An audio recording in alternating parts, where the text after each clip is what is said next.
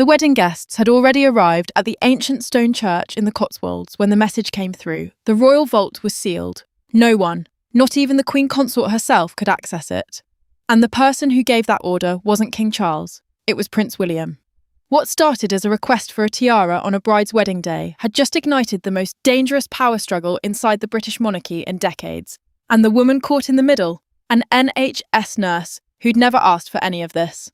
Harriet Spurling met her future husband in the spring of 2024. She was working in the NHS.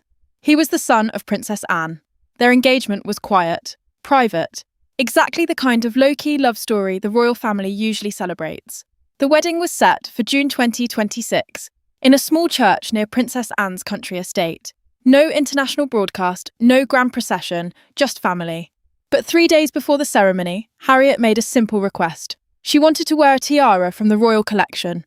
Not a crown, not a historic symbol of power, just a piece of the family's jewellery. Something borrowed, something that connected her to the history she was marrying into. The request went to the Queen Consort's office, and that's when everything unravelled. Before we go further, make sure you subscribe, because what happens next reveals a side of the royal family you've never seen. Camilla's office sent back a response within hours. The answer was no. The reason? Harriet's background.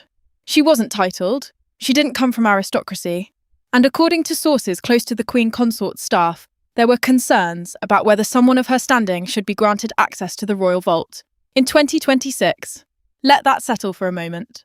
A woman who spent years saving lives in the NHS was being judged on bloodline. Princess Anne was furious. Anne, who rarely involves herself in palace drama, who has spent decades quietly serving without complaint, made a call to her nephew, Prince William. And William didn't ask questions. He didn't send a polite note through advisors. He acted. What William did next wasn't just unprecedented. It was a direct challenge to the entire hierarchy. He ordered a complete lockdown of the royal vault, not to keep Harriet out, to keep Camilla from controlling who got in. He positioned himself as the authority. Not the Queen Consort, not even the King's office, the heir to the throne. And the message was unmistakable. If you want to block access to the crown's jewellery, you'll have to go through me. Camilla's response was immediate. She objected, publicly through staff, privately in conversations that sources describe as heated.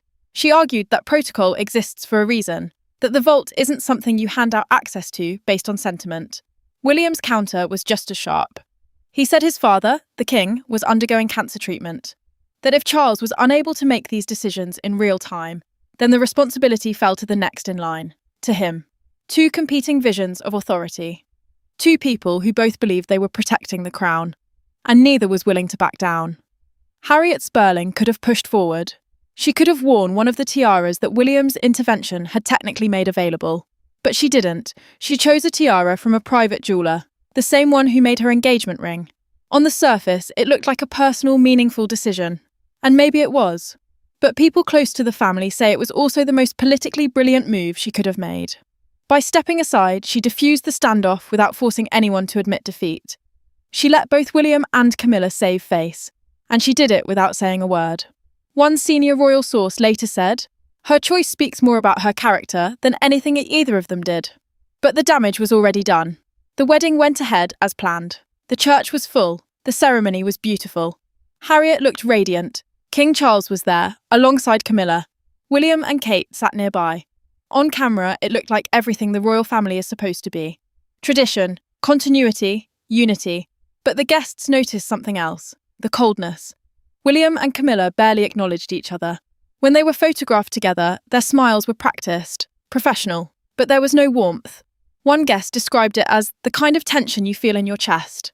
Another said, you could see it in the way they held themselves, stiff, guarded.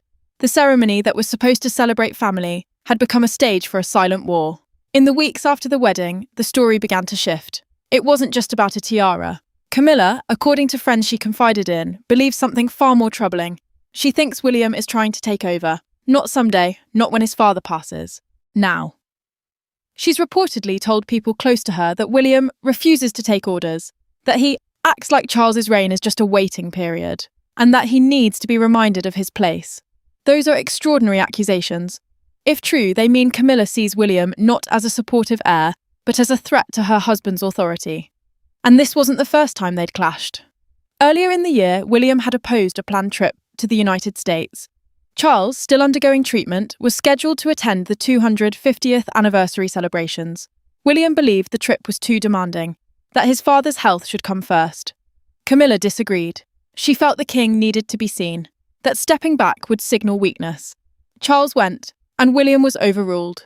Again, the British monarchy has clear rules about succession. The king rules. When he dies, the heir becomes king. But what happens when the king is ill? What happens when he can't make every decision, attend every meeting, manage every conflict?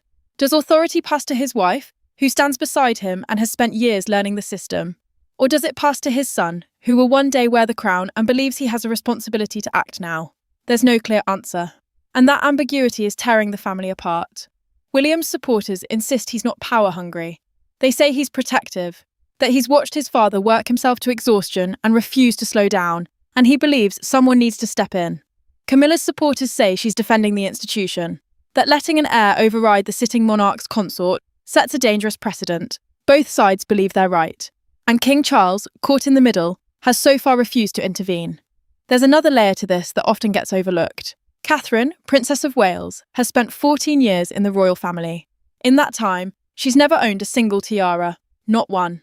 Every piece she's worn, on her wedding day, at state banquets, on official tours, has been borrowed, from Queen Elizabeth, and now from Charles and Camilla. She wears the lover's knot tiara, the one that belonged to Diana, only because it's loaned to her. She's followed every rule, requested permission for every piece, played by every protocol, and she's married to a man who has just torn up the playbook. The contrast is striking. Kate represents perfect adaptation to the system. William represents refusal to accept it. How long that balance holds is anyone's guess. This story doesn't have a clean ending. Because the conflict isn't resolved. William hasn't apologised. Camilla hasn't softened. Charles hasn't chosen a side. And that means the next time something like this happens, another decision, another protocol question, another moment where authority is unclear, we'll be right back here. The question facing the monarchy now isn't whether William and Camilla can get along.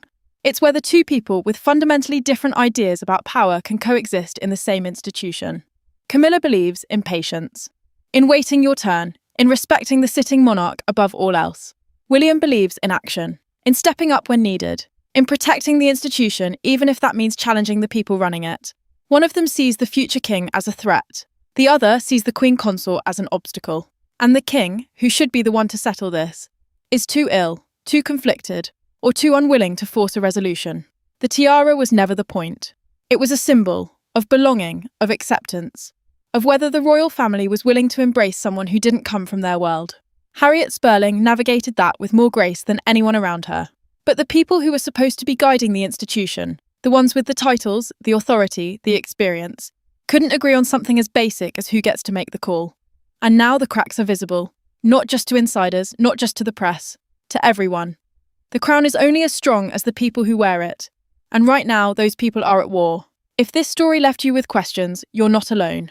Drop a comment with your take. And don't forget to like and subscribe for more from inside the royal family.